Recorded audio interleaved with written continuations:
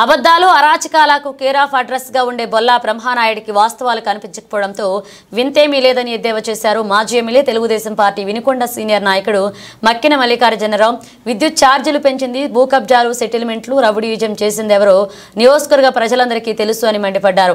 విద్యుత్ ఛార్జీల పెంపు పేరిట మాజీ MLA Bolla Brahma Naidu press meet కు కౌంటర్ గా శనివారం వినుకొండలో మక్కిన మీడియా సమావేశాన్ని చేపట్టారు.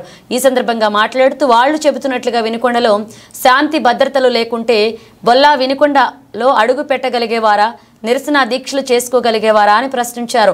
వైసీపీ పాలనలో 10 సార్లు విద్యుత్ ఛార్జీలు పెంచి ప్రజలపై 32,000 కోట్ల భారం మోపిన విషయం మరిచిపోతే ఎలా అని ఎద్దేవా చేశారు. ప్రస్తుత ఛార్జీల పెంపుపైన అప్పుడే నిర్ణయం తీసుకుని ఎన్నికల కారణంగా వాయిదా వేసి ఓడిపోయాక ధర్నాలు చేయడం సిగ్గుచేటన్నారు.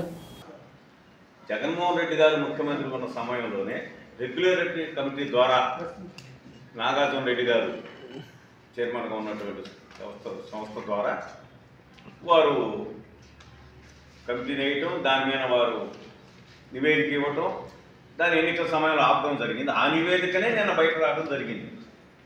వారు చేసినటువంటి పెంపుదల తప్ప ఇక్కడ ప్రత్యేకంగా చేసినటువంటి ఇది వాస్తవాలు. ఈ వాస్తవాన్ని గమనించాలని నేను ఈ సందర్భంగా మీ ద్వారా ప్రజలను కోరుతా ఉన్నాను. సరే, ఆ కార్యక్రమం అయిపోయింది.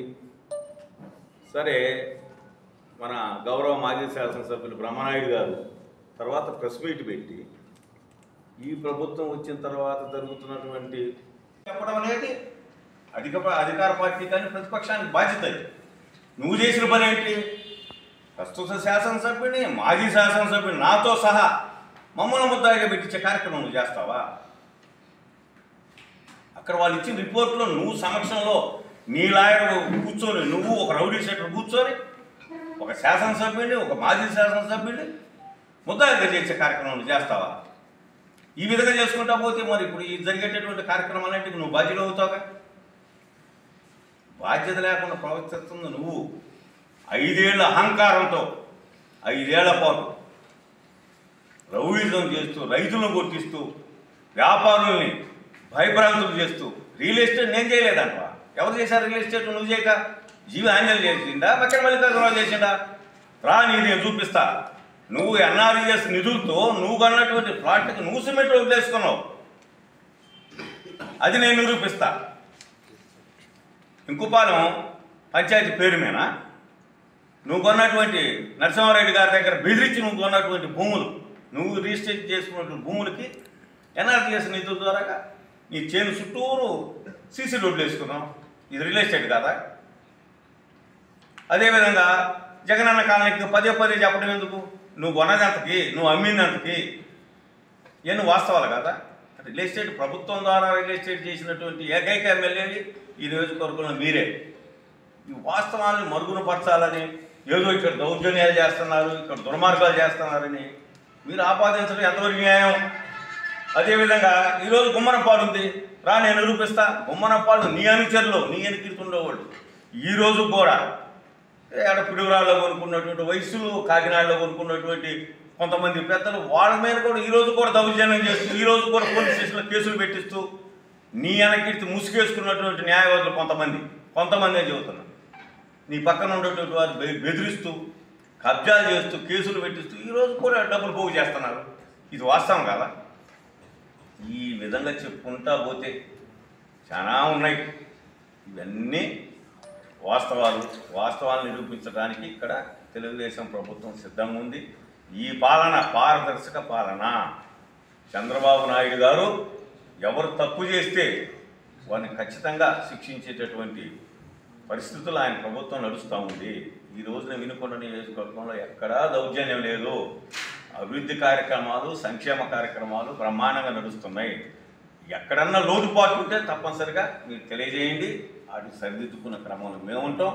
బాధ్యతగా ఇక్కడ పనిచేస్తున్నాం. చీఫ్ విప్గా ఆయన ఉన్నారు, ఎక్స్ ఎమ్మెల్యేలుగా మేము ఉన్నాం, మా పార్టీ ఉంది, అదేవిధంగా ఇక్కడ ప్రభుత్వం ఉంది, ప్రభుత్వ అధికారులు బ్రహ్మాండంగా పనిచేస్తున్నారు. ఈ సందర్భంగా తెలియజేస్తూ, సరే ఎంతసేపు ఉన్నా వ్యంగ్యంగా మాట్లాడటం, ఇంకా పోతేనేమో ఇప్పుడు దాంట్లో ఇది ఎంత అంటే 6 లక్షల రూపాయలు ఒక విషయం కాదంటే ఓకే చూద్దామని చెప్పి అన్నటువంటి పరిస్థితి. ఇలా చేసినటువంటి, ఇలా మాట తప్పినటువంటి ఒక నాయకుడు ఇవాళ దేవాలయ అభివృద్ధి గురించి ఘాట్ రోడ్ గురించి మాట్లాడే అర్హత ఉందా అని చెప్పి మేము ప్రశ్నిస్తూ ఉన్నాం. కమిటీ చేసినటువంటి పబ్లిక్ డొనేషన్తో చేసినటువంటి పని కూడా చివరికి బిల్లు చేయించుకున్నారని చెప్పి ఉన్నాం. ఇది చాలా దుర్మార్గం. నిజంగా ఆ విధంగా బిల్లు చేయించినా సరే అవకాశాన్ని బట్టి అది తప్పనిసరిగా ఘాట్ రోడ్డుకే అది ఉపయోగించాలి. అది జరిగినటువంటి పరిస్థితి లేదు. మేము చెబుతా ఉన్నాం, అతి త్వరలో కొత్త కంపెనీ అనేటువంటిది ఫామ్ కాబోతా ఉంది. దాంట్లో తప్పనిసరిగా మల్లికార్జున గారు ఉంటారు, నేను ఉంటాను, లీలావతి గారు ఉంటారు. దానికి అర్హత కలిగినటువంటి కొంతమందిని కమిటీలో తీసుకొని తప్పనిసరిగా ఘాట్ రోడ్డు గుడి నిర్మాణం మంచి నాణ్యతతోటి పూర్తి చేయడం అనేటువంటిది తప్పనిసరిగా జరుగుతుంది. ప్రజల్లో ఏ విధమైనటువంటి సందేహం ఉండాల్సిన అవసరం లేదు ఈ విషయం మీద. ఈ విషయంలో చాలా స్పష్టంగా విషయంలో స్పష్టత అనేటువంటిది ఉంది.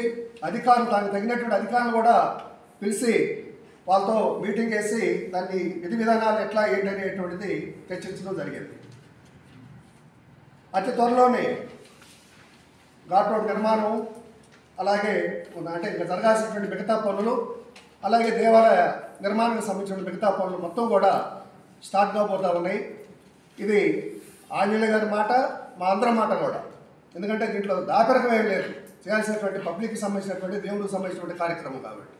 దీనికి ఆల్రెడీ గవర్నమెంట్ చంద్రబాబు నాయుడు గారు, మరి ఆంజనేయులు గారు, మక్కెన్ గారు, మరి లీలావతి గారు వరద బాధితులకు చెక్ ఇవ్వడానికి వెళ్ళిన సందర్భంలో ఒక 2 కోట్ల రూపాయలకి మరి గుడి దానికి సంబంధించినటువంటి ఫండ్ని ఆయన సంతకం పెట్టడం కూడా జరిగింది, దానికి సంబంధించినటువంటి డాక్యుమెంట్స్ మీద.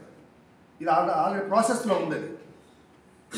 కాబట్టి పుల్ల బ్రహ్మనాయుడు గారు ఎప్పుడూ కూడా ఒక విమర్శ చేస్తే, ఒక పరిపాలకుడుగా నువ్వు మరి 5 సంవత్సరాలు ఈ వినుకొండ కాన్స్టిట్యూన్సీలో ఉన్నావు, ఇలా మాజీ ఎమ్మెల్యే అయినప్పటికీ కూడా విమర్శ అనేటువంటిది సహితంగా ఉండాలి, సౌకబారుగా ఉండకూడదు.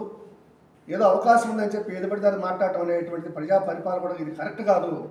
తెలుగుదేశంలో ఎప్పుడు కూడా మీ మీద సౌకబారు విమర్శలు ఎప్పుడు చేసినటువంటి పరిస్థితి మా ఆంజనేయులు గారు కానీ మాకు కానీ ఎవరికి కూడా లేదు. మీరే అనేక సందర్భాల్లో కరెక్ట్ విషయాన్ని మేము ప్రశ్నిస్తే మమ్మల్ని అందరూ కూడా దూషించినటువంటి పరిస్థితి ఉంది. అయినా సరే మేము ఓర్చుకున్నాం. చేతనైతే అభివృద్ధిలో మీరు కూడా షేర్ చేసుకోండి, ఆల్వేస్ వెల్కమ్. దానికి సంబంధించి మా నాయకుడు కూడా ఇప్పుడు ఉన్నటువంటి ఎమ్మెల్యే మరి సిపి గారు ఆంజనేయులు గారు. కాబట్టి కరెక్ట్ విషయం మీద మీరు ఫైట్ చేయండి, మాకు ఎవరికి కూడా అభ్యంతరం లేదు. లోపాలు ఉంటే ఎత్తి చూపండి, మాకు అభ్యంతరం లేదు. కానీ విషయం కోసం ఏదో రకంగా బ్లేమ్ చేసేటువంటి విధంగా ఎప్పుడూ కూడా ఈ ప్రెస్ మీట్లు కానీ నిరసన కార్యక్రమాలు కానీ అనేటువంటి కరెక్ట్ కాదని చెప్పి మేము ఈ సందర్భంగా తెలియజేస్తూ ఉన్నాము. మీరు ఏదైతే ఇబ్బంది చేశారో ప్రజలకి, టిడ్కో ఇళ్ళను మళ్ళా తయారైనటువంటి హ్యాండ్ ఓవర్ చేయబోతా ఉంది గవర్నమెంట్.